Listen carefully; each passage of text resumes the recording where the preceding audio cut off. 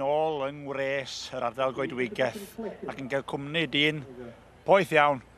Andros o boeth Aeron. Da gwl ti eto Lenny. A ti thefyd Iwan. Mae ti fynd yn annual date hwn di. Mae o'n dydi o, mae wastad yn bleser cael sgwrs. Ti mor brysur ac erioed siwr yn un o'r cyfarwyddwyr ma'n yr ardal. Mae'r ddoe wedi bod yn andros o brysur a mae heddiw wedi dechrau'n andros o brysur hefyd. Mae yna dipyn yn mynd mlaen heddiw.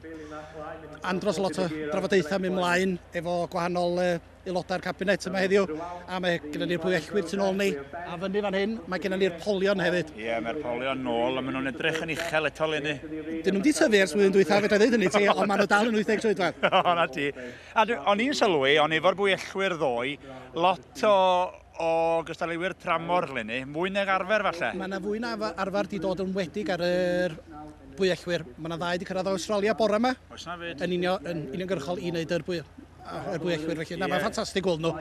Mae'r Sioe yn denu bobl o bob man, bob rhan o'r byd sy'n ffantastig. A da ni wedi cael 2 o Wlad Belg yn mynd fyny yma bore yma fyd. Am y tro cynta ar y polion. Am y tro cynta ar y polion ni. O'n i'n clywed rwy'n yn dweud bod nhw ddim ond yn 10 metr yng Ngwlad Belg a maen nhw'n faint yn o fan hyn? 80 troedfedd. Ti eisiau gweithio'r gwerth gen am syniad? Gen am syniad waith, ond edodd rwy'n dal i'r rhedeg a clywed y gloch a hitio'i. A hitio'i. Na gilli di wneud. A gurodd o fyd. Yn anffodus, gurodd o'r Cymro fyd, ond dyna ni. Na fo, llyn ni'n cyrra bob peth. O na, dran. Felly beth sy'n gen tîm mlaen wythnos yma? Jyst rhyw grwydro a cadw'r golwg a bethau? Neu siw bod pawb yn hapus.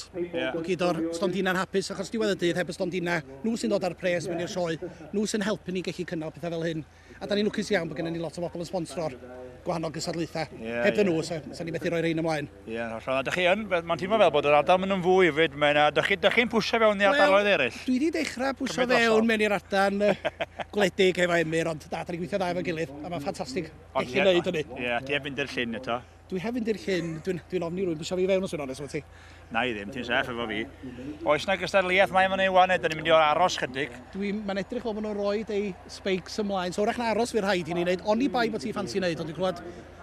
Dwi wedi brifo dyn, Lenny. Dwi wedi bod i'r top, a sa ddim ond un ffordd lle di fynd o fanno. Lawr nôl yn ddisymwth, felly neu adael am Lenny, dyn ysgwydd ddim wedi bod yn wych iawn. Ti wedi bod fyny Lenny? Es i fyny, dwi'n sadwn dwytha, jyst am bractis bach. O fyd, i weld yr olygfa. I weld yr olygfa.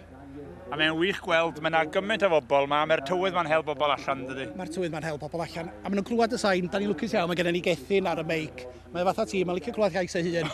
Ond man bach, mae'n gallu denu bobl mewn i'r ardal fe. Panwyl Iwan, dwi eisiau mynd y ti. Dwi'n mynd wan. Falle gwn i res cyn diwedd wythnos ar hwn. Dydd iau.